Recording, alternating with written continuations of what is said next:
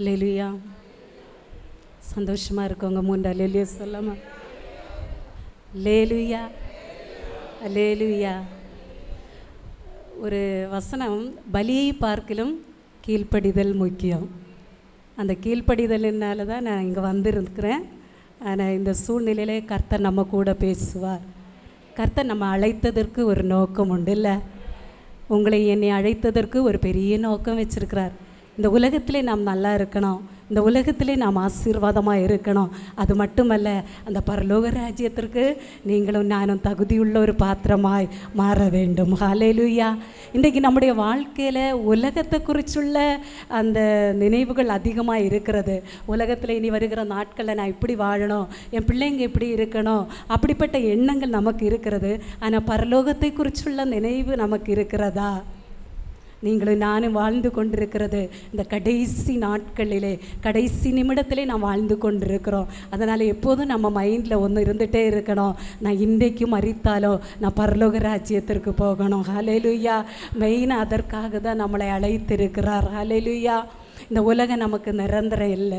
ஏன்னா இஸ்ரவேல் ஜனங்கள் பார்வோனுக்கு அடிமையாக இருக்கும்போது அந்த அடிமைத்தனத்திலிருந்து அந்த ஜனங்களை கர்த்தர் விடுதலையாக்கி அந்த கானான் தேசத்திற்கு கொண்டு வரும்படியாக, பாலும் தேனும் ஓடுகிற அந்த கானான் தேசத்திற்கு அந்த ஜனங்களை கொண்டு வரும்படியாக தான் அந்த ஜனங்களை கர்த்தர் விடுதலையாக்குகிறார். ஹல்லேலூயா.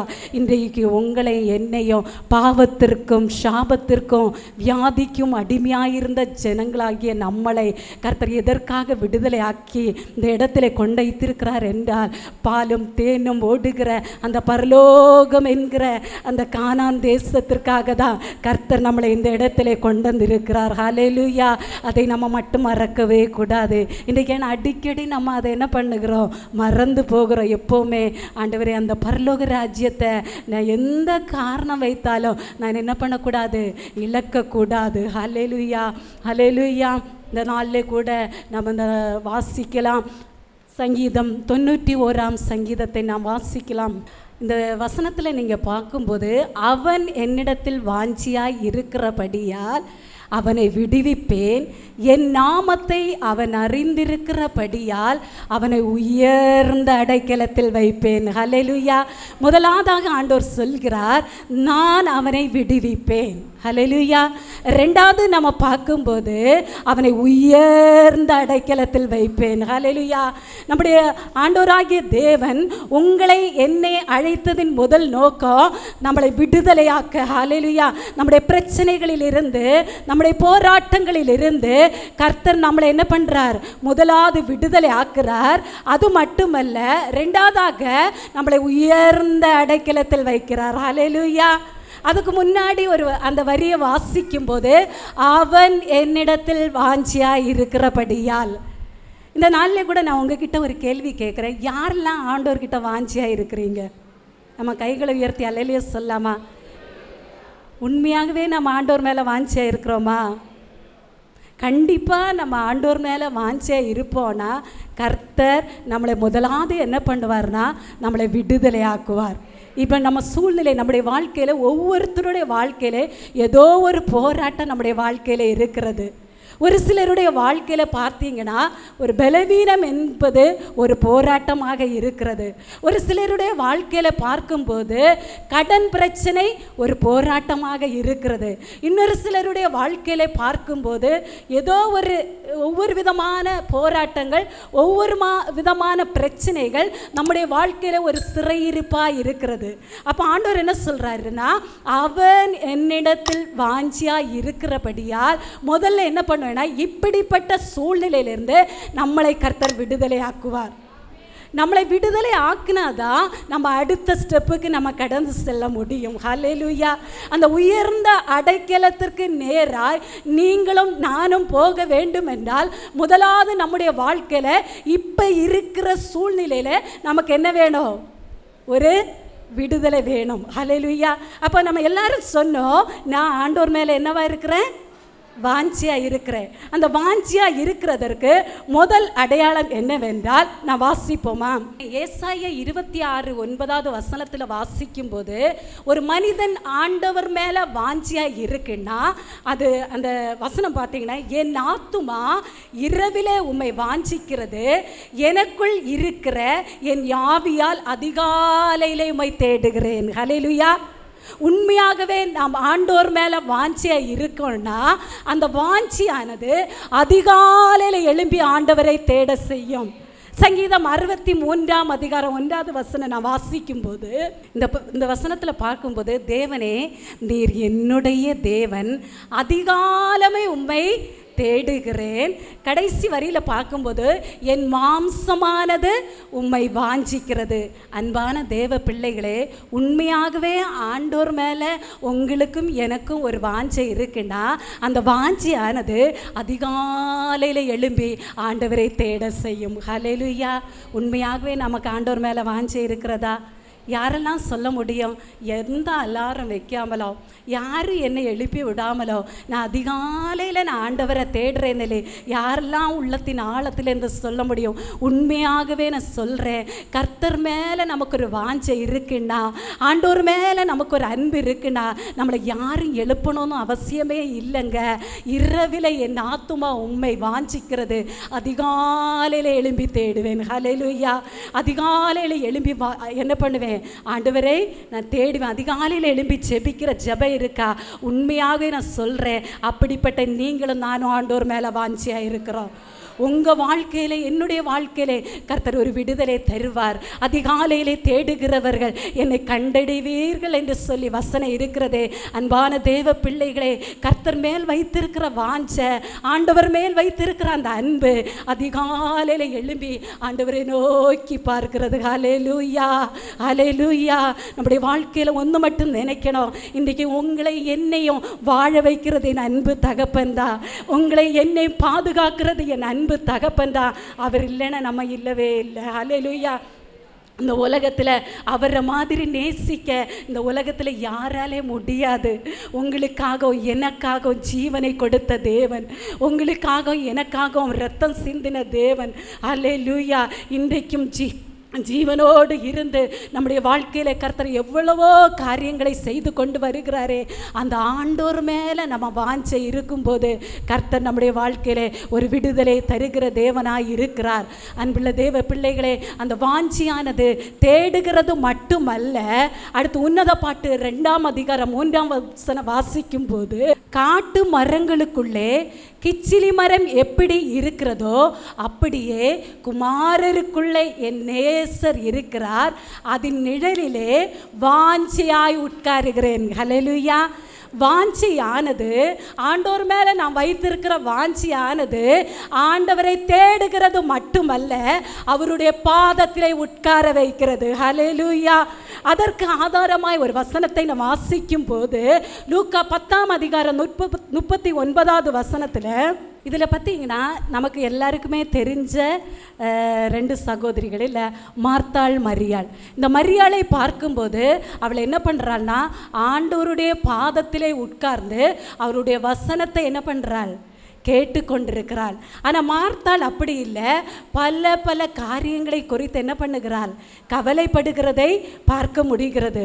அப்போ இந்த நாளில் கூட அந்த வாஞ்சியானது ஒரு மனிதனுடைய வாழ்க்கையில் உண்மையாகவே கர்த்தர் மேல் அந்த வாஞ்சை இருக்குமானால், முதலாவது அந்த வாஞ்சை என்ன பண்ணுகிறதுனா அதிகாலையிலே தேட செய்கிறது.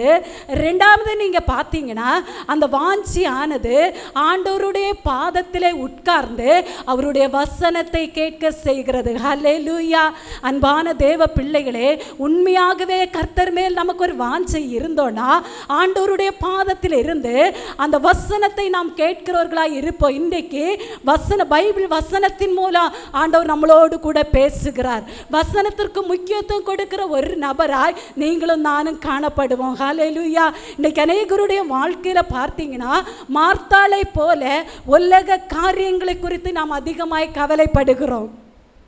இன்றைக்கி உலக காரியங்கள், குடும்பத்தில் இருக்கிற பிரச்சனைகள், உலகத்தில் இருக்கிற காரியங்கள் நமக்கு என்னவா இருக்கிறது? பெருசாக இருக்கிறது. ஆனால் மரியாளுக்கு தெரியும், என் ஆண்டவர் என் கூட இருந்தால் மட்டும் போதும், இதெல்லாம் என்னை விட்டு மாறும். ஹல்லேலூயா. மரியாளை பார்த்த ஆண்டவர் என்ன சொல்கிறார் மார்த்தாள் கிட்ட? மரியாளோ தன்னை விட்டு எடுபடாத நல்ல பங்கை தெரிந்து கொண்டாள்.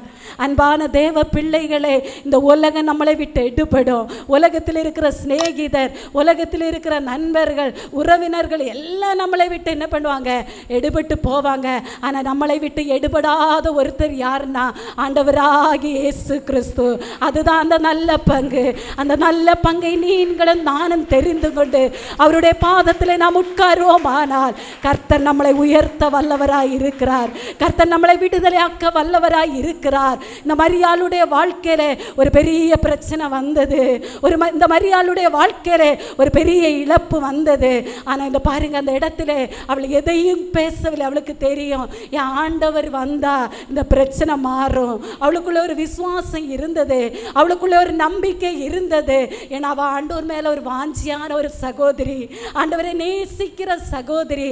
அந்த சகோதரி பாருங்க, தன்னுடைய சகோதரன் இறந்து போகும்போது மார்த்தாள் எதை குறித்தெல்லாம் புலம்புகிறாள். அவளுக்குள்ள அப்ப ஆண்டவர் சொல்றார், நீ விசுவாசித்தால் தேவனுடைய மகிமையை காண்பாய்னு. ஆனால் இந்த மரியாள் எதை குறித்து ஃபீல் பண்ணலை பாருங்க, எதை குறித்து கலங்கலை, புலம்பலை. நேரே ஆண்டவருடைய பாதத்தில் வந்து கண்ணீர் வடித்தாள். ஹல்லேலூயா. அன்பான தேவ பிள்ளைகளே, நீங்களும் நானும் ஆண்டவர் மேல் வாஞ்சியாக இருப்போமானால், ஆண்டவரை சார்ந்து இருப்போமானால், நீங்களும் நானும் கண்ணீர் வடித்தால் அந்த கண்ணீரை என் தேவனாலே தாங்கவே முடியாது. அந்த கண்ணீரை என் தேவன் பார்த்து கொண்டு சும்மா இருக்க மாட்டார். மரியாள் கண்ணீர் வடித்தவுடன் இயேசு கண்ணீர் விட்டார் என்று வசனம் இருக்கிறது. ஹல்லேலூயா, ஹல்லேலூயா. மரித்து போன லாசருவை ஆண்டவர் உயிரோடு எழுப்பினாரா இல்லையா? அவருடைய இயேசு அந்த இடத்துல கண்ணீர் வடிக்கிறார். உண்மையாகவே ஆண்டவருக்கு பிரியமாய் நாம் இருக்கும்போது, ஆண்டவருடைய பாதத்தில் அதிக நேரம் நாம் காத்திருக்கும் போது, ஆண்டவருடைய வசனத்துக்கு அதிக நேரம் நாம் முக்கியத்துவம் கொடுக்கும் போது கர்த்தர் நம்முடைய வாழ்க்கையில கிரியை செய்வார். நம்முடைய வாழ்க்கையில் இருக்கிற பிரச்சனைகளிலிருந்து கர்த்தர் விடுதலை தருவார். நம்முடைய வாழ்க்கையில் இருக்கிற போராட்டங்களிலிருந்து கர்த்தர் நமக்கு விடுதலை தருவார். விடுதலை தருகிறது மட்டுமல்ல, உங்களை என்னை குறித்து வைத்திருக்கிற அந்த உயர்ந்த அடைக்கலத்துக்கு நேராக கர்த்தர் நம்மளை கொண்டு செல்வார். ரெண்டு விதமான ஆசீர்வாதம் தெரியுமா? ஒன்று, இந்த உலகத்திலே நீங்களும் நான் ஒரு பெரிய ஒரு உன்னதமான நிலைமைக்கு கர்த்தர் நம்மளை கொண்டு வைப்பார். அது மட்டுமல்ல, ரெண்டாவது, அந்த பரலோக ராஜ்யத்திற்கு நம்மளை தகுதியுள்ள ஒரு பாத்திரமாய் கர்த்தர் மாற்றுவார். அப்போ ஆண்டவருடைய பாதத்திலே உட்காருகிற ஒரு அனுபவம், ஆண்டவருடைய பாதத்திலே காத்திருக்கிற ஒரு அனுபவம் உங்களுக்கு எனக்கு வேண்டும். ஹல்லேலூயா. இந்த நாளில் கூட, கடந்த நாட்களில் நான் ஹாஸ்பிட்டலில் இருக்கும்போது எனக்கு ஒரு பெரிய ஒரு பிரச்சனை வந்தது. ஒரு பக்கம் கடந்த 20 நாட்களாக அப்படி இப்படி நாங்கள் அலைந்துட்டு இருந்தோம். அந்த ஹாஸ்பிட்டலில் இருக்கும்போது எனக்கு ஊரில் இருந்து ஒரு சின்ன ஒரு பிரச்சனை எனக்கு நேராக ஃபோன் வருகிறது. எனக்கு தெரியும் இது வேறு மாதிரி தான் போகும்னு எனக்கு நல்லாவே தெரியும். நான் அந்த இடத்துல டென்ஷன் ஆகலை, அந்த இடத்துல நான் கோவப்படலை. நான் எங்கள் சித்தப்பாட்ட கேட்டேன், ஏன் சித்தப்பா இப்படி பண்ணீங்க? ஒரே ஒரு வார்த்தை அந்த இடத்துல சொல்லிவிட்டு நான் அப்படியே உட்காந்து ஜெபிக்க ஆரம்பித்தேன். ஹாஸ்பிட்டலில் யாருக்குமே தெரியாது. நான் அந்த இடத்துல, ஏசப்பா நான் உங்கள் பிள்ளை, ஏசப்பா இப்படி தான் நான் ஜெபம் பண்ணேன், நான் உங்கள் பிள்ளை, நீங்கள் என்னை ரொம்ப நேசிக்கிறீங்கப்பா, இந்த பிரச்சனையை மாற்ற என்னால் முடியாது, ஆனால் தூரத்துக்கும் நீர் தேவனாக இருக்கிறீரப்பா, அங்கே இருக்கிற அந்த சூழ்நிலையை மாற்ற உங்களால் முடியும் ஏசப்பா, தகப்பனே எனக்கு உதவி செய்யுங்கப்பா. ஏன்னா இப்போ நான் இருக்கிற சூழ்நிலை ஒரு வேதனையான ஒரு சூழ்நிலையில் தான் நான் அந்த இடத்துல இருக்கிறேன். இந்த சூழ்நிலையில் என்னால் அவங்கக்கிட்ட டென்ஷனாக கோவப்படவா என்ன பண்ணாலும் அங்கே அவங்க நடக்காது. ஹல்லேலூயா. நம்ம போராடினா நம்ம பிரச்சனையை மாற்ற நம்மளால் முடியாதுங்க. நம்ம எவ்வளோதான் பேசினாலும் சரி, நம்ம எவ்வளோதான் போராடினாலும் சரி, நம்முடைய பிரச்சனைகளை மாற்ற நம்மளால் முடியாது. ஆனால் நம்ம தேவன் வந்து அந்த இடத்துல கிரியை செய்தால் மலை போன்ற பிரச்சனைகளையும் பனி போல மாற்றுகிற தேவன் நம்மோடு கூட இருக்கிறார். ஹல்லேலூயா. என் தேவன் தூரத்துக்கும் தேவனாக இருக்கிறார். அந்த இடத்துல உட்கார்ந்து ஆண்டவர்கிட்ட அழ ஆரம்பிச்சு, தகப்பனே அந்த தூரத்தில் அந்த இடத்துல இருக்கிற இந்த சூழ்நிலையை மாற்ற என்னால் முடியாது, அங்கே இருக்கிற எந்த நபராலே முடியாது. இந்த சூழ்நிலையை நீங்கள் தான் மாற்றணும் ஏசப்பா நிலைக்கொண்டு அந்த இடத்துல ஜெபிக்கும் போது கர்த்தர் கிரியை செய்ய தொடங்குகிறார். ஹல்லேலூயா. அந்த மலை போன்ற பிரச்சனை கர்த்தர் பனி போல மாற்றினார். ஹல்லேலூயா. ஆனால் எங்களுக்கு எல்லாருக்குமே ஆச்சரியம், யாராலே நம்ப முடியலை இது எப்படி நடந்ததுன்னு. ஆனால் உண்மையாக சொல்லட்டுமா, என் தேவன் அந்த இடத்துல கிரியை செய்கிறார். ஹல்லேலூயா. சிங்கத்தின் நாவை கட்டினது போல அந்த இடத்துல அந்த மனிதருடைய வாயை கர்த்தர் கட்ட செய்தார். எனக்கு தெரியும் இந்த சூழ்நிலையில அங்கே நடக்கிற காரியங்கள் ஒருவேளை வேற மாதிரி தான் நடக்கும்னு உள்ளது எனக்கு தெரியும். ஆனால் கர்த்தர் அந்த வாயை கட்டி கர்த்தர் கரெக்டான இடத்துல அந்த நபரை கொண்டு போய் உட்கார வைத்தார். ஹல்லேலூயா. என் தேவன் செய்த செயல். ஹல்லேலூயா. அன்பான தேவ பிள்ளைகளை, நீங்களும் நானும் அவருக்கு பிரியமான ஒரு பிள்ளையாய் இருக்கும்போது, அவருடைய பாதத்திலே காத்திருக்கிற அனுபவம் நமக்குள்ளே இருக்கும்போது, அவர் மேல வாஞ்சியாய் இருக்கும்போது அவர் நம்முடைய பிரச்சனையை மாற்றுவார். ஹல்லேலூயா. அவர் நம்முடைய வாழ்க்கையில் ஒரு விடுதலை தருவார். விடுதலை தருகிறது மட்டுமல்ல, அடுத்த ஸ்டெப்புக்கு உங்களை என்னை கொண்டு போக கர்த்தர் வல்லவராய் இருக்கிறார். ஹல்லேலூயா. அடுத்ததாக நாம் வாசிக்கும் போது அந்த வாஞ்சியானது ஆண்டவருடைய பாதத்தில் உட்காருகிறது மட்டுமல்ல, சங்கீதம் 42:1 நாம் வாசிக்கும் போது, மானானது நீரோடைகளை வாஞ்சித்து கதறுவது போல தேவனே என் ஆத்துமா உம்மை வாஞ்சித்து கதறுகிறது. ஹல்லேலூயா. முதலாவது நான் பார்க்கும்போது உண்மையாகவே உங்களுக்கும் எனக்கும் ஆண்டோர் மேலே ஒரு வாஞ்சை இருக்குன்னா அது அதிகாலையிலே நம்மளை தேட செய்கிறது. ரெண்டாவது, நமக்குள்ளே அந்த வாஞ்சையானது ஆண்டோருடைய பாதத்திலே உங்களை என்னை உட்கார வைக்கிறது. மூன்றாவது, உம்மை வாஞ்சித்து கதற செய்கிறது. ஹல்லேலூயா. மூன்றாவது நம்ம பார்க்கும்போது சங்கீதம் 42 அந்த 4 பார்க்கும்போது தாவீது எதற்காக வாஞ்சித்து கதறுகிறார் என்பதை இந்த வசனத்தின் மூலம் நாம் தெரிந்து கொள்ளலாம். முன்னே நான் பண்டிகையை ஆசரிக்கிற ஜனங்களோடு கூட நடந்து கூட்டத்தின் களிப்பும் துதியுமான சத்தத்தோடு தேவாலயத்திற்கு போய் வருவேனே, இவைகளை நான் நினைக்கும் போது என் உள்ளம் எனக்குள் உருகிறது. ஹல்லேலூயா. என தாவீதை பற்றி நம்ம எல்லாருக்குமே தெரியும். தன் மாமனாராலே துரத்தப்படுகிற ஒரு சூழ்நிலை, தன் பெத்த பிள்ளையாலே என்ன பண்ணுகிறார், துரத்தப்படுகிற ஒரு சூழ்நிலை, அந்த வனாந்தரமான ஒரு சூழ்நிலையில அவர் ஆலயத்தை நினைத்து கதறி அழுகிறார். ஹல்லேலூயா. அதனால தான் நீங்கள் வாசிக்கும் போது 51 சங்கீதத்தில் அவர் பாவம் செய்யும் போது அந்த தீர்க்கதரிசினால் உரைக்கப்படும் போது அந்த தன்னுடைய தவறுகளை உணர்ந்து எழுதுகிற ஒரு சங்கீதம் அந்த 51 சங்கீதம். அந்த 51 சங்கீதத்தில் அவர் பாவ அறிக்கையாக அந்த சங்கீதத்தை எழுதுகிறார். அதில் நீங்கள் வாசிக்கும் போது அந்த வசனத்தில் இப்படியா இருக்கிறது. அந்த 51:11 தேவனே உம்முடைய சமூகத்தை விட்டு என்னை தள்ளாமலோ உம்முடைய பரிசுத்த ஆவியை என்னிடத்திலிருந்து எடுத்துக்கொள்ளாமலும் இரும். ஹல்லேலூயா. தேவ பிள்ளைகளே, ஆண்டவருடைய ஆலயத்தின் மேலே, ஆண்டவருடைய சமூகத்தின் மேலே ஒரு வாஞ்சை. இன்றைக்கு நம்ம ஆலயத்துக்கு அந்த நேரத்துக்கு நம்ம வரலைன்னா நம்முடைய இருதயம் எப்படி இருக்கிறது? உண்மையாக ஆண்டோர் மேலே நமக்கு ஒரு வாஞ்சை இருக்குன்னா, இந்த வாஞ்சியானது நீங்கள் சொன்னீங்கல்ல, எல்லாருமே கரங்களும் நான் ஆண்டவர் மேலே வாஞ்சியாக இருக்குன்னு எல்லாருமே நம்ம என்ன பண்ணுறோம், கைகளை உயர்த்தணும்ல. நம்ம இந்த வசனத்தை வச்சு நம்ம சோதிக்க போகிறோம். அந்த வாஞ்சை என்ன பண்ணும் தெரியுமா, அந்த ஆண்டவருடைய ஆலயத்துக்கு சீக்கிரமாக ஓடி வரும். ஹல்லேலூயா. ஒரு வாரம் கூட என்ன பண்ணாது, அந்த ஆலயத்தை மிஸ் பண்ணாது. இதுதான் தேவன் மேலே இருக்கிற வாஞ்சை. அவன் என்ன சொல்கிறான்னா, அந்த ஆலயத்தின் மேலே ஒரு வாஞ்சை, ஆண்டவருடைய சமூகத்தின் மேலே ஒரு வாஞ்சை. ஏன்னா அங்கே தான் என் ஆண்டவரை நான் ஆராதிப்பேன், என் ஆண்டவர் என்னோடு பேசுகிற இடம், என் ஆண்டவரை நான் துதிக்கிற இடம், என் வாழ்க்கையில் ஆண்டவர் கிரியை செய்கிற இடம், என் வாழ்க்கையில் ஒரு மாற்றத்தை உண்டு பண்ணுகிற இடம் எது தெரியுமா? ஆண்டவருடைய சமூகம்தான். இன்றைக்கி ஒரு சின்ன தலைவலி வந்தால் கூட நம்ம என்ன பண்ணுகிறோம், ஆண்டவருடைய ஆலயத்தை புறக்கணிக்கிறோமே. கர்த்தர் பார்த்துட்டே இருக்கிறாரு. எப்படி நம்முடைய வாழ்க்கையில் ஒரு விடுதலை வரும், எப்படி நம்முடைய வாழ்க்கையில் ஒரு பிரச்சனை வரும். எத்தனை ஆரம்பத்தில் பார்க்கும்போது நம்ம ஆலயத்துக்கு சீக்கிரம் வருவோமே, ஆனால் இப்போ போக ஆண்டவர் அந்த லேட் ஆகும்போது ஒன்று புரிஞ்சுக்கோங்க, எனக்கும் ஆண்டவருக்குள்ளே தொடர்பு ஏதோ கொஞ்சம் மங்கி இருக்கிறது. ஹல்லேலூயா. உண்மையாகவே ஏசப்பா மேலே நமக்கு அந்த வாஞ்சை இருக்கும்னா, ஏசப்பா மேலே நமக்கு அந்த வைராக்கியம் இருக்குன்னா, ஏசப்பா மேலே நமக்கு அன்பு இருக்குன்னா, அந்த ஆலயத்திற்கு எப்படா அந்த சண்டை வருவோம்னே நம்ம ஓடி வருவோம் தெரியுமா? நிர்விசாரமாக நம்ம வரமாட்டோம். அவர் பயபக்தியோடு நம்ம என்ன பண்ணுவோம், ஆண்டவருடைய சமூகத்தில் நம்ம ஓடி வருவோம். இங்கே தான் கர்த்தர் நம்ம கூட பேசுகிறார். ஹல்லேலூயா. இந்த இடத்துல இருக்கிற நம்ம ஆராதிக்கும் போது கர்த்தர் நம்முடைய வாழ்க்கையில் அற்புதங்களை செய்கிறார். நான் இருந்த சர்ச்சில் பார்த்தீங்கன்னா, சின்ன வயசில் இருக்கிற அந்த சர்ச்சில் நான் இப்போ கூட யோசிப்பேன், இந்த உடம்பு முடியலைன்னா சர்ச்சில் தான் வந்து ஞாயிற்றுக்கிழமை ஆராதனை மிஸ் பண்ணவே மாட்டாங்க. அவங்க எவ்வளோ படுக்கையில் இருந்தால் கூட சர்ச்சில் பின்னாடி பார்த்திங்கன்னா வந்து படுத்துகிட்டே இருப்பாங்க. ஆனால் அந்த அளவுக்கு அவங்களுக்கு என்ன பண்ணோன்னா, ஆலயத்தின் மேலே ஒரு பயங்கரமான வைராக்கியம். எவ்வளோ முடியலைனாலும் சரி, எவ்வளோ ஜொரானாலும் சரி, என்ன ஒரு பலவீனம் வந்தாலோ பின்னாடி உட்காந்துட்டே இருப்பாங்க. அது எங்கள் வாழ்க்கையிலே அதை எங்களுக்கு என்ன பண்ணாங்கன்னா, சின்ன வயசுலேருந்தே கற்றுக் கொடுத்தாங்க. அதை ஆண்டவர் பார்த்துட்டே இருக்கிறாங்க, ஆண்டவர் பார்த்துட்டே இருக்காங்க. ஏன்னா ஒரு தடவை எனக்கு நடந்த ஒரு சம்பவத்தை, இந்த செய்தியை நான் எடுக்கும்போது இன்றைக்கு ஆண்டவர் எனக்கு ஞாபகத்துக்கு கொண்டு வந்தார்.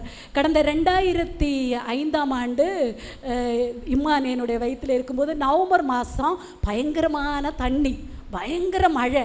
ஏன்னா சென்னையே ஒரு அளவுக்கு பயங்கர பாதிக்கப்பட்ட ஒரு சூழ்நிலை தான். அப்படிப்பட்ட அந்த சூழ்நிலையில் அந்த நவம்பர் மாதத்தில் நான் என்ன பண்ணுறேன்னா, நாங்கள் சண்டே சர்ச்சுக்கு போகணும். ஆனால் பயங்கர மழை, தண்ணி எல்லாம் எங்கள் இடுப்பளவு தண்ணி இருக்குது. ஆனால் அப்போ எங்களுக்கு கொடை இல்லை, சர்ச்சு போக என்ன இல்லைன்னா கொஞ்சம் அந்த சூழ்நிலை கொஞ்சம் கஷ்டமான ஒரு சூழ்நிலை. அப்போ வந்து எனக்கு அந்த மாதம்தான் டெலிவரி டேட்டு. ஆனால் நான் வில்லியம்ஸு கை குழந்தைய இருக்கேன், தூக்கிட்டு இவங்க பாஸ்டர் மற்றவங்க எல்லாம் முன்னாடி போயிட்டாங்க. நாங்கள் 3 லேடிஸும் அந்த தண்ணியில் அப்படியே நடந்து போகிறோம். தெருவில் இருக்கிற எல்லாரும் எங்கள் மாமியாரை திட்ட ஆரம்பித்தாங்க. கொஞ்சம் கூட உனக்கு அறிவில்லையா, இப்படிப்பட்ட ஒரு பிள்ளைய இந்த தண்ணியில், அதுவும் நாங்கள் எதை வச்சு அந்த ஆலயத்துக்கு போனோன்னா, கோணி, இந்த பிளாஸ்டிக் கோணி இருக்குல்ல, அதை தலையில் வச்சுட்டு நாங்கள் என்ன பண்ணோம் ஆலயத்துக்கு. ஏன்னா அந்த சண்டே ஆராதனையை நாங்கள் மிஸ் பண்ணக்கூடாதுன்னு ஃபுல்லாக நனைஞ்சிட்டு தான் நாங்கள் அந்த இடத்துல போனோம். ஹல்லேலூயா. ஆண்டவர் பார்த்துட்டே இருந்தார். ஒரு தடவை நீங்கள் பார்த்தீங்கன்னா, நான் இது அப்படியே என் மைண்டில் அது வர தொடங்குறது. அந்த இத்தனை வருஷத்துக்கு முன்னாடி நடந்த ஒரு சம்பவம், ஒரு 19 வருஷத்துக்கு முன்னாடி. அப்போ என் தம்பி கேரளாவில் இருக்கான். இந்த போப்பி கொடை தெரியுமா உங்களுக்கு? போப்பி கொடை கேரளா மலையாளிஸு தெரியும். அந்த போப்பி குடை இறங்கின டைம் அது போப்பி கொடைனா ரொம்ப ஃபேமஸ். அந்த அட்வர்டைஸ்மெண்ட்லாம் அதுதான் வரும் பாருங்கள். அந்த நேரத்தில் என் தம்பி மோஸ்ட்லி எதுவுமே வாங்கிட்டு வர டைப் இல்லை. திடீர்னு பார்த்தா கொஞ்ச நாள் கழித்து அவன் அந்த கேரளாவிலேருந்து என்னை பார்க்க வர்றான். அவன் என்ன பண்ணா, கையில் 3 போப்பி கொடை, 3 அது அழகாக இருக்கும், சின்னதாக இருக்கும், அதை வாங்கிட்டு வர்றான் பாருங்கள். அவனுக்கு தெரியாது நாங்கள் மழையில் நனைஞ்சதும் தெரியாது, நாங்கள் இப்படி கஷ்டப்பட்ட சூழ்நிலையில் நாங்கள் ஆலயத்துக்கு போனதும் தெரியாது. கர்த்தர் பார்த்தீங்கன்னா அவன் உள்ளத்தில் கிரியை செய்து, நான் கேட்கவே இல்லை அவங்கிட்ட. அந்த 3 பேரும் தான் நாங்கள் என்ன பண்ணோம், நனைஞ்சிட்டு மீதி அவங்கெல்லாம் சீக்கிரம் போனாங்க. இந்த 3 பேரும் தான் திட்டு வாங்கிட்டு போனது. அந்த 3 பேர் நாங்கள் திட்டு வாங்கிட்டு தான் ஆலயத்துக்கு போனோம். அவன் திடீர்னு என்ன சொன்னானா, இது கேரளாவில் இப்போ வந்தது நான் சொல்லிட்டு இந்த போப்பி கொடையாண்டு அவன் கொடுத்தான். ஹல்லேலூயா. அன்னைக்கு எங்களுக்கு அது ரொம்ப பெருசாக தான் இருந்தது. ஹல்லேலூயா. என் தேவன் பார்த்தார், என் பிள்ளை என் மேலே வாஞ்ச வச்சு நனைஞ்சிட்டு வந்தா இனி என் பிள்ளை நனையக்கூடாதுன்னு யாருடைய உள்ளத்தில் கிரியை செய்கிறார். ஒரு வசனம் இருக்கிறது இல்லை, பட்சிக்கிறவனிடத்திலிருந்து பட்சணமும் பலவானிடத்திலிருந்து என்ன வரும், மதுரம். அவங்க கேரளாவில் ஆண்டவர் உள்ளத்தில் கிரியை செய்து கர்த்தர் அந்த இடத்துல, எங்களுக்கு அது பெரிய ஆச்சரியமாக இருந்தது. ஹல்லேலூயா. அன்பான தேவ பிள்ளையை, அந்த எவ்வளோ கஷ்டமான சூழ்நிலையிலையும், அந்த பலவீன நேரத்திலையும், அந்த போராட்டம் நிறைந்த சூழ்நிலையிலையும் நம்ம அந்த ஆலயத்துக்கு நம்ம ஓடி வருகிறத ஆண்டவர் பார்த்துட்டே இருக்கிறார். ஹல்லேலூயா. என் பிள்ளை இவ்வளோ சூழ்நிலையில் எனக்கு முக்கியத்துவம் கொடுத்து வருகிறத என் பிள்ளை வாழ்க்கையில் நான் கிரியை செய்வேன், என் பிள்ளை வாழ்க்கையில் நான் அற்புதத்தை செய்வேன். வர முடியாத சூழ்நிலையிலையும், இப்படிப்பட்ட கடினமான ஒரு சூழ்நிலையிலையும், இக்கட்டான சூழ்நிலையிலையும் என் பிள்ளை என்னை தேடி வருகிறது, இந்த பிள்ளையுடைய வாழ்க்கையில் நான் அற்புதத்தை செய்வேன், இவ பிரச்சனையை நான் மாற்றுவேன், வாழ்க்கையில் ஒரு உயர்வை வைப்பேன் என்று ஆண்டவர் நம்மளை குறித்து சொல்கிறார். ஹல்லேலூயா. அன்பான தேவ பிள்ளைகளே, மூன்றாவது தாவீதினுடைய வாழ்க்கையில் பார்க்கும்போது அவனுடைய ஆலயத்தின் மேலே, ஆண்டவருடைய அந்த சமூகத்தின் மேலே இருக்கிற அந்த வாஞ்சி ஆண்டவர் பார்ப்பார். ஹல்லேலூயா, ஹல்லேலூயா. அடுத்ததாக நம்ம வாசிக்கும் போது, அடுத்ததாக 4வது ஒரு இது என்னென்னா, நம்ம வாசிக்கலாமா?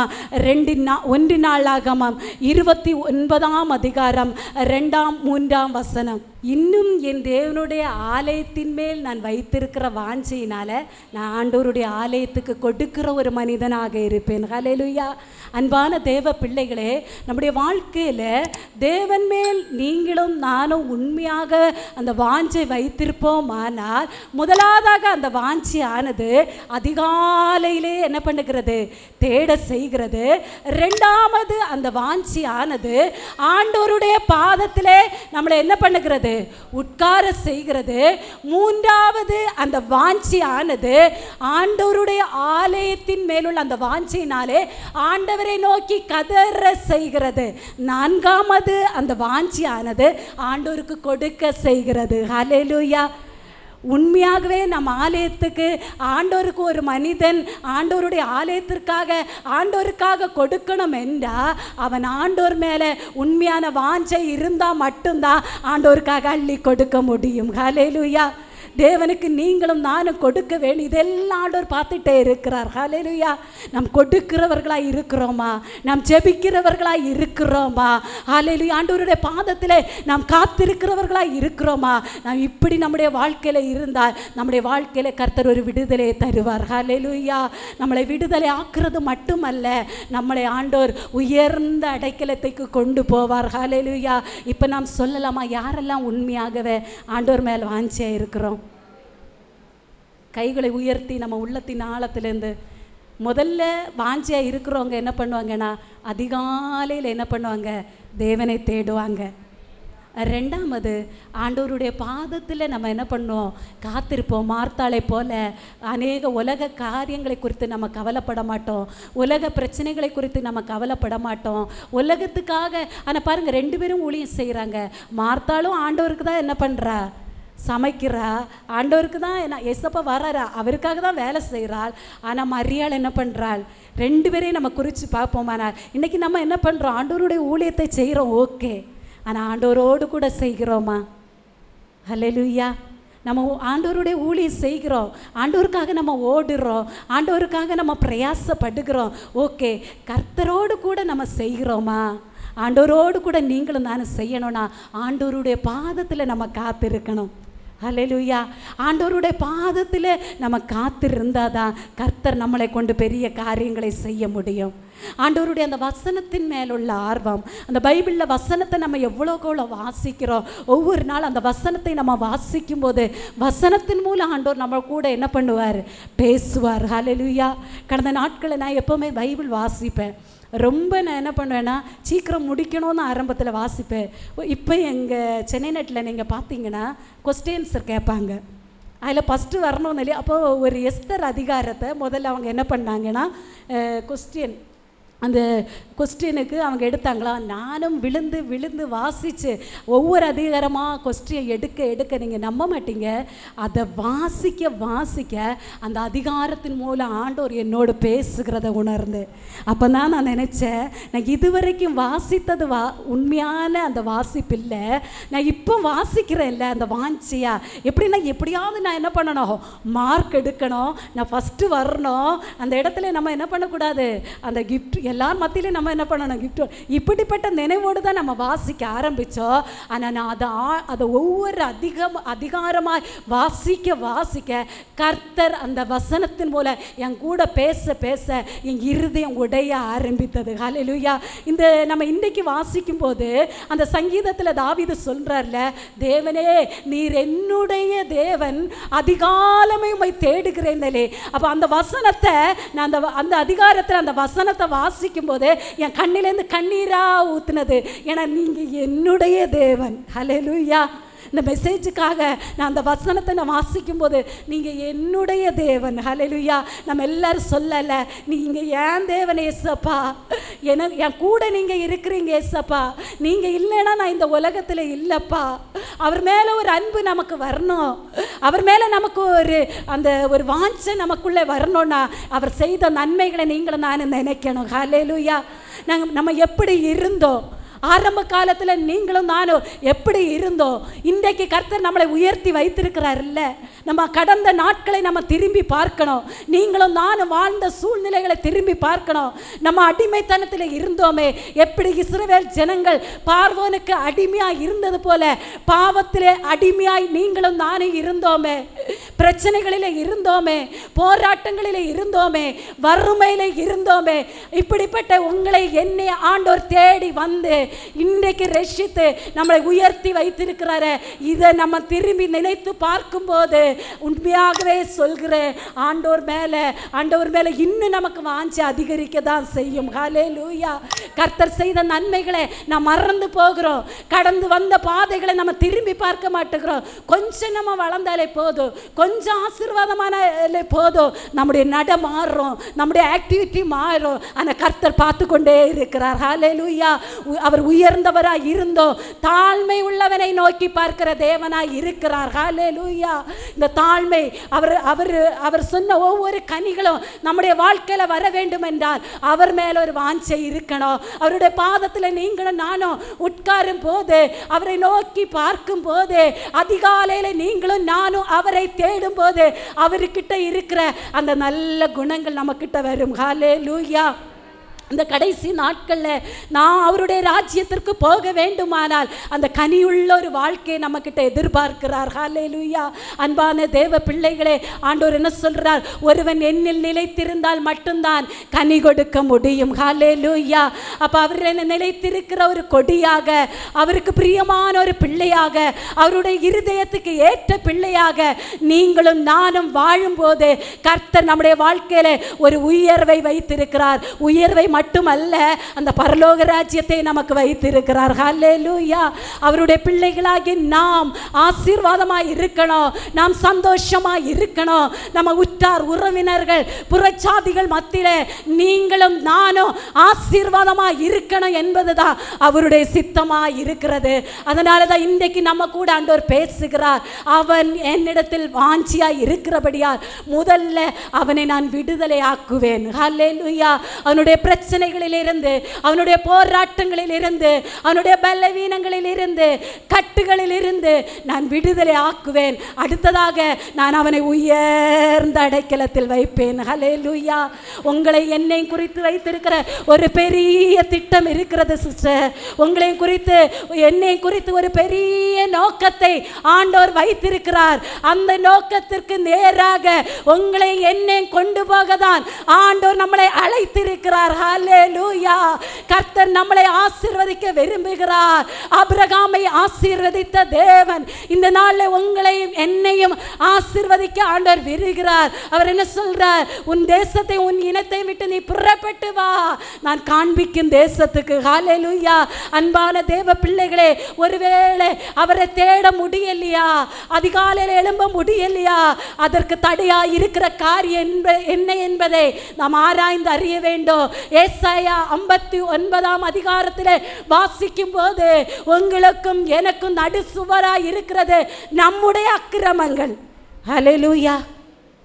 இன்றைக்கு ஆண்டவரே என்னால் அதிகாலையில் எழும்ப முடியலை, உம்முடைய பாதத்தில் என்னால் உட்கார முடியலை, உம்மை நோக்கி கதற ஆண்டவருடைய சமூகத்தின் மேலே வாஞ்ச வைத்து கதற முடியலை, அல்லனா ஆண்டவருக்கு கொடுக்க முடியலைன்னா ஒரே ஒரு தடை இருக்குது சிஸ்டர். அதை முதல்ல நம்ம உடைக்க வேண்டும். என்ன தடை தெரியுமா? நமக்கும் அவருக்கும் நடு சுவராக இருக்கிறது நம்மளுடைய அக்கிரமங்கள். ஹல்லேலூயா. ஹல்லேலூயா. முதல்ல அதனால தான் நம்ம என்ன பண்ணோன்னா முதல்ல அள்ளணும், நமக்காக அள்ளணும். இல்லை, ஏசப்பா சொல்கிறார்ல, நீ உனக்காகவும் உன் பிள்ளைகளுக்காகவும் அழு. யாரை பார்த்து சொல்கிறாரு? எருசலேம் குமாரத்திகளை பார்த்து என்ன சொல்கிறாரு? நீ உனக்காகவும் உன் பிள்ளைகளை. இன்றைக்கி நான் அள்ளணும், எனக்குள்ள அந்த வாஞ்சை வரலையா? என்னால் அதிகாலையில் என் தேவன் மேலே எனக்கு அந்த வாஞ்சை இல்லையா? ஆதியிலிருந்து அந்த வாஞ்சை எனக்குள்ளே இப்போ இல்லை, எனக்குள்ளே குறைந்து போனது. ஆதியில் நான் அதிகாலையில் எழும்பி ஜெபிப்பேனே, அதிக நேரம் மணிக்கூர் கணக்கு நான் பைபிள் வாசிப்பேனே, ஆலயத்துக்கு நான் ஓடி ஓடி வருவேனே, எந்த காரியம் இருந்தாலும் நான் எதை பற்றியும் கவலைப்பட மாட்டேன். யார் என்ன சொன்னாலும் சரி, அதெல்லாம் உதறி தள்ளிவிட்டு என் தேவன் தான் எனக்கு முக்கியம், என் ஆண்டவருடைய ஆலயம் தான் முக்கியம் என்று ஓடி வருவேனே. ஆனால் ஆண்டவருக்கு நான் கொடுப்பேனே. ஆனால் இன்னைக்கு எனக்கு எல்லாத்தையும் நான் இழந்து போயிருக்கிறேனே, இன்றைக்கு நான் சோர்ந்து போயிருக்கிறேன் என்று ஒருவேளை நீங்கள் காணப்பட்டா, முதல்ல அதற்கு காரணம் எது தெரியுமா? அவருக்கு நமக்கு இருக்கிற அந்த நடு சுவராக இருக்கிற அந்த அக்கிரமத்தை நம்ம உடைக்கணும். ஹல்லேலூயா. கடந்த நாட்களில் ஹாஸ்பிட்டலில் இருக்கும்போது எனக்கு ஒரு பெரிய பாரம் என்னன்னா, என்னால் ஜெபிக்க முடியலையே. ஒரு பக்கம் இந்த சூழ்நிலையில் எனக்கு பரவாயில்ல, இந்த சூழ்நிலை கர்த்தர் ஜெயிக்க செய்வார். ஏன்னா பாஸ்டர் போன வாரம் ஞாயிற்றுக்கிழமைக்கு முந்தின வாரம் ஞாயிற்றுக்கிழமை ஒரு வார்த்தை சொன்னாங்க, நான் ஜெயிச்சுட்டு வருவேன்னு. அந்த வார்த்தை எனக்குள்ள அந்த விசுவாசத்தை தூண்டி விட்டது. அப்போ இது ஒரு பக்கம் இந்த கவலை போனாலும் எங்கள் இருதயத்தில் ஒரு பாரம் இருந்துகிட்டே இருந்தது. என்ன பாரம்னா, ஐயோ நான் இவ்வளோ நாளாக நான் ஜெபிக்கலையே, என்னால் ஆண்டவரோடு கூட நெருங்க முடியலையே, ஆண்டவரோடு பேச முடியலையேன்னு இருதயம் ஒரு பாரமாக இருந்தது. அந்த சூழ்நிலையில் நீங்கள் பார்த்தீங்கன்னா ரொம்ப கோபம் எனக்கு வரும். ஒன்று மட்டும் சொல்லட்டுமா, நம்ம ஜெபம் நமக்குள்ளே இல்லைன்னா நம்ம மாம்சம் தலை தூக்கும். ஹல்லேலூயா. அப்போ மாம்சம் தலை தூக்காமல் இருக்கணும்னா ஆண்டவரோடு கூட இருக்கிற அந்த தொடர்பு நமக்கு இருக்கணும். ஒரு நாள் வந்து அந்த ரூமுக்குள்ளே உட்காந்து கதறி கதறி கதறி அழ ஆரம்பிச்சு, ஆண்டவரே என்னை விடுதலை ஆக்குங்கப்பா, எனக்கு நீங்கள் வேணும் ஏசப்பா, நீங்கள் இருந்தால் போதும், என் பிரச்சனை மாறும் ஏசப்பா, நீங்கள் என் கூட இருந்தால் போதும், இந்த சூழ்நிலையெல்லாம் மாறும், எனக்கு ஃபஸ்ட்டு நீங்கள் வேணும் ஏசப்பா. பைபிளில் சொல்கிறது, முதலாவது தேவனுடைய ராஜ்யத்தையும் அவருடைய நீதியை தேடுங்கள், அப்போது இவைகளெல்லாம் கூட கொடுக்கப்படும். என்ன மாதிரி முதலாவது எனக்கு நீங்கள் வேணும் ஏசப்பா. மரியாதை போல அந்த தன்னை விட்டு எடுபடாதாகிய அந்த நல்ல பங்காகிய ஏசப்பா எனக்கு வேணும் அப்பா. நிலை கதறி கதறி கதறி அந்த ரூமில் உட்காந்து அழ ஆரம்பித்தேன், பாவாரிக்க செய்ய ஆரம்பித்தேன். ஏன்னா மாம்சம்தான் பல இடத்துல தலை தூக்குனது. சொல்லி சொல்லி அழுது அழுது ஜெபிக்க ஜெபிக்க ஜெபிக்க கர்த்தர் எனக்கு ஒரு விடுதலையை தந்தார். ஹல்லேலூயா. என் இருதயம் ஃப்ரீயானது. எனக்குள்ளே ஒரு தெய்வீக சந்தோஷத்தை உணர்ந்தேன், எனக்குள்ளே ஒரு தெய்வீக சமாதானத்தை உணர்ந்தேன். என் இருதயம் ஆண்டவரோடு பேச ஆரம்பித்தது. ஹல்லேலூயா. அன்பான தேவ பிள்ளைகளே, நான் ஒன்று சொல்லட்டுமா, உங்களை என்னை விட்டு எடுபடாத ஒரு நல்ல பங்கு யாருன்னா ஆண்டவராகிய இயேசு கிறிஸ்து. ஹல்லேலூயா. கடைசி வர நம்ம கூட இருக்கிறது யாருன்னா அவர் மட்டும்தான். அவரால் தான் நம்மளை பாதுகாக்க முடியும், அவரால் தான் நம்மளை வாழ வைக்க முடியும், அவரால் தான் நம்முடைய வாழ்க்கையில் அற்புதங்களை செய்ய முடியும், அவரால் தான் நம்முடைய வாழ்க்கையில் இருக்கிற பிரச்சனைகளை மாற்ற முடியும். நம்ம போராட்டங்களிலிருந்து நம்முடைய கட்டுகளிலிருந்து ஒரு விடுதலை தந்து நம்மளை உயர்த்த தேவனால் முடியும். உங்களுடைய சுயத்தாலேயோ என்னுடைய பலத்தாலேயோ நம்முடைய திறமையினாலேயோ நம்முடைய டேலண்ட்னாலே ஒன்றும் இல்லைங்க, ஏசப்பாவால் முடியுங்க. இந்த முழங்காலால் சாதிக்க முடியாது எதுவுமே இல்லை. இந்த நாளில் கூட கர்த்தர் நம்ம கூட என்ன சொல்கிறார் தெரியுமா? இந்த வசனம் தான், அவன் என்னிடத்தில் வாஞ்சியாய் இருக்கிறபடியால் நான் அவனை என்ன பண்ணுவேன்? முதல்ல விடுதலையாக்குவேன். இப்போ ஏற்பட்ட சூழ்நிலையிலேருந்து கர்த்தர் நமக்கு ஒரு விடுதலை தருவார். அடுத்து உங்களை என்னை குறித்து ஒரு பெரிய ஒரு நோக்கம் வச்சிருக்காருல்ல, அந்த உயர்ந்த நோக்கத்துக்கு நேராக கர்த்தர் நம்மளை வழி நடத்துவார். அது மட்டுமல்ல, பரலோக ராஜ்யத்திற்கு நம்ம எல்லாம் ஒரு சுதந்திரவாளியாக மாறப்போகிறோம். ஹல்லேலூயா. ஏன்னா நமக்கு தெரியும் நம்ம வாழ்ந்து கொண்டிருக்கிற சூழ்நிலை எப்படின்னு தெரியும்ல. நம்ம உலகத்தில் நடக்கிறது என்னெல்லாம் நடக்கிறது, பைபிளில் எழுதியிருக்கிறது எல்லாமே நடக்கிறது. இப்போ நம்ம உணர்வடையணும். இப்போ நம்ம என்ன பண்ணணும்? உணர்வடையணும். நாம் அறித்த எங்கே போனோம்? பரலோகத்துக்கு போகணும். ஏன்னா ஆண்டவருடைய வருகை எப்போ நிலநடுக்கம் வரும், எப்போ நம்ம உலகத்தில் என்ன நடக்குன்னு சொல்ல முடியாது இல்லை. திடீர்னு இந்த இடத்துல இப்போ ஒரு நிலநடுக்கம் வந்தால் கூட நம்ம என்ன பண்ணுவோம்? மரித்து போவோம். ஆனால் மரித்த பிறகு ஒரு வாழ்க்கை இருக்குல்ல, அதுதான் நிரந்தரமான ஒரு வாழ்க்கை. ஹல்லேலூயா. அந்த நிரந்தரமான ஒரு வாழ்க்கைக்கு நேராக நீங்களும் நானும் போக வேண்டும் என்றால் ஆண்டவராகிய இயேசு கிறிஸ்துவுக்கு பிரியமான ஒரு பிள்ளையை நாம் வாழ வேண்டும். ஹல்லேலூயா. அந்த வாஞ்சை நமக்குள்ளே இருக்குமானால் அந்த வாஞ்சை தான் நம்முடைய வாழ்க்கையில் ஒரு விடுதலையை கர்த்தர் தருகிறது. ஹல்லேலூயா. இந்த வேளையில் கூட நம்மளை ஒப்பு கொடுக்கலாமா? அன்பான தேவ பிள்ளைகளை, இன்றைக்கு கர்த்தர் நம்மளை விடுதலையாக்க விரும்புகிறார். ஹல்லேலூயா. இதில் ஒரே ஒரு வசனம் இருக்கிறது. நம்ம அந்த வசனத்தை நம்ம வாசிச்சுட்டு நம்ம ஜெபிக்க போகிறோம். எப்படின்னா, அந்த வசனத்தில் இது தாவீது இப்படியாக சொல்கிறாரு. அது முதல்ல வாசிக்க வேண்டிய வசனம் தான். அந்த வசனத்தில் இப்படியாக சொல்கிறாரு. 2 சாமுவேல் 23:5 வசனத்தை நம்ம அந்த 23:5 வசனத்தின் கடைசி வரியில் அந்த வாஞ்சியை வளர்ந்தோங்க செய்யுங்கன்னு எழுறாரு பாருங்க. அதில் பார்த்து, ஆதலால் என்னுடைய எல்லா ரட்சிப்பும் எல்லா வாஞ்சியையும் என்ன பண்ணுங்க, வளர்ந்தோங்க செய்யுங்கப்பா, வளர்ந்தோங்க செய்யுங்கப்பா. ஹல்லேலூயா.